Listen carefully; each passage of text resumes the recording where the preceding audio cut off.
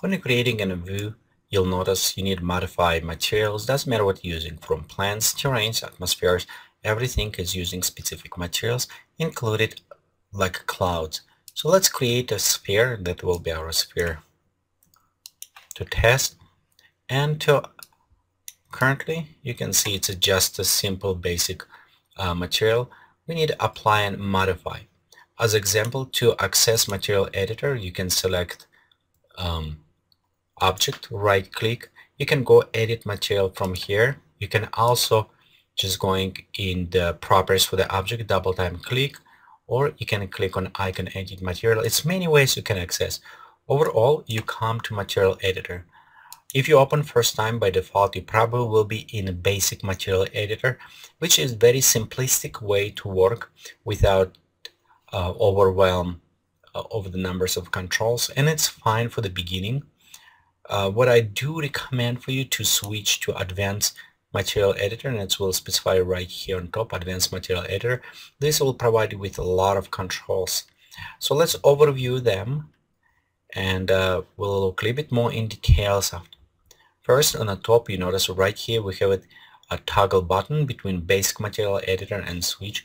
As well, we have all these options for our materials, which can work with one-sided if it's enabled, disable anti-aliasing, hide from camera, hide from reflective, disable indirect lighting, disable caustic. By default it's enabled, so we can speed up.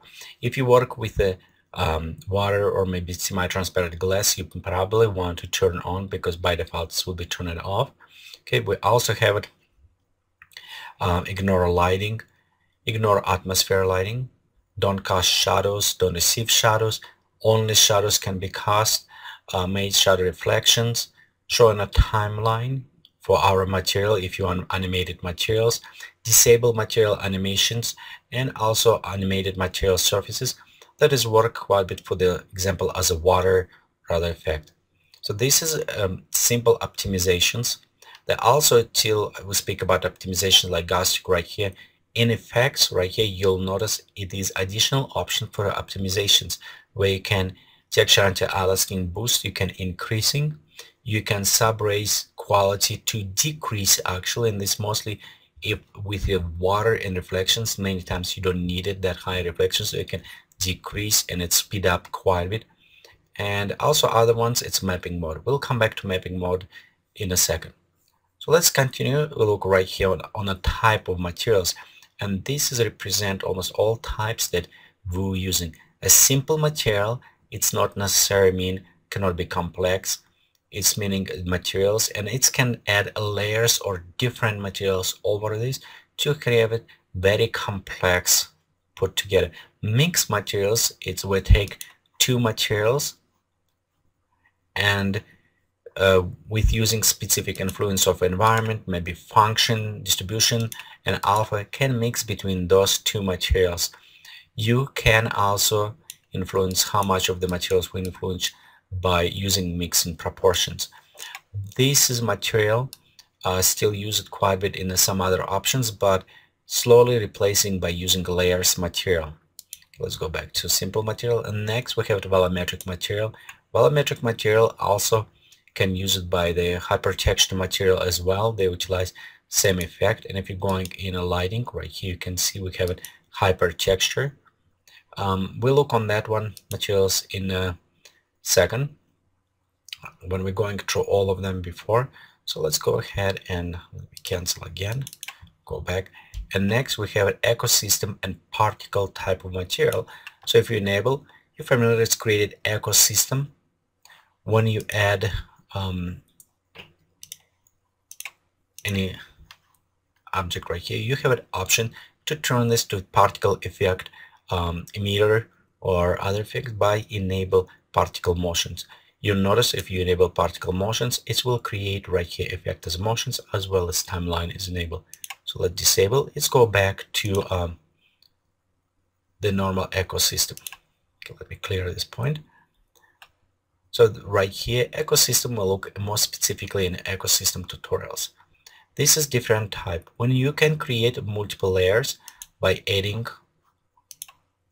selecting layers, and you can mix them. You can see we have an ecosystem plus other layers. These layers can interact between each other.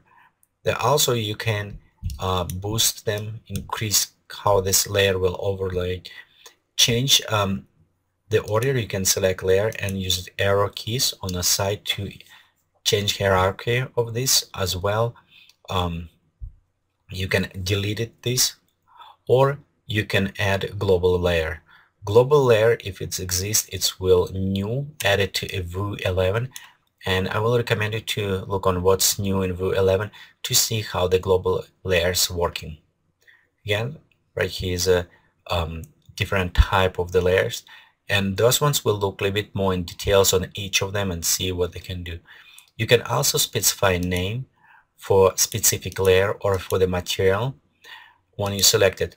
One just tip, when you're selecting, for example, grass and you're going save, be careful because you will save just this layer. If you want to save all materials, be sure you're on the top root of your material hierarchy, and when you save it, now you will save all material with all sublayers.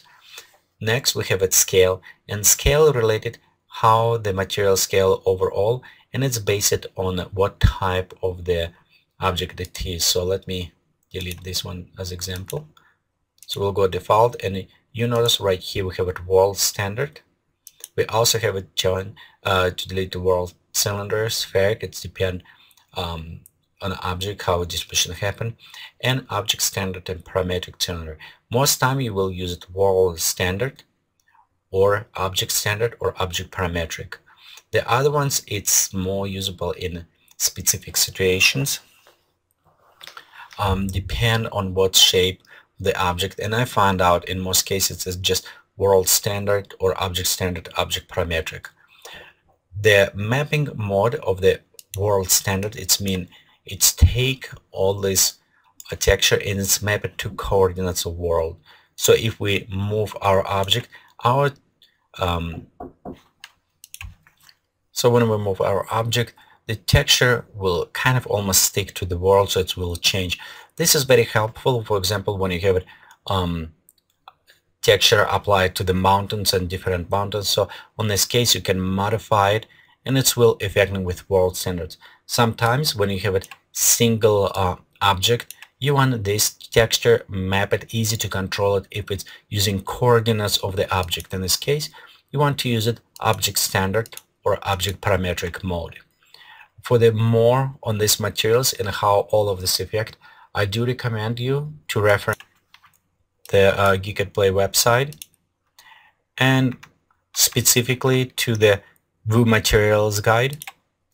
We have it over 11 hours where we're going over the materials, all different type of materials, which just help you to kind of understand, see what's different and how those materials as well working. Okay, so right here we overview of this type of parameters. You also notice right here we have options to create snapshots on materials, so you can reuse them fast in your other on other objects or terrains or plants. I did use a little bit below, and you can see right here alpha boost. Alpha boost, it's an overall transparency for the layers currently on top. The alpha boost does not apply or work for the root for the base material. So example right here, default is 0. It will be full transparency or full on its no transparency or overlay applied. And of course, if you're going down by default, when you set it's 50, so it's about halfway transparent. One option about right here in our preview, you notice it's tell me what type of mapping it's using, which correspond to our mapping. As well, we can as additional options, we have it on the side. Zoom, what type of the preview we have it, as well is the possible randomize some settings, change some seed number in our fractals we're using. If you double time click on the option, you open the visual browsers for the materials, so you can select any other one and replace it. This will useful use for each layer. For example, if I select default, I can go right here, select, and you'll notice it does replace just this layer and leave it my other layer intact. So you can select each layer separately and replace it or save it if you need it. There are also other options, and it's new in View 11. If you select layer, you can right click. You notice right here you can have an option now to make this material as a global material.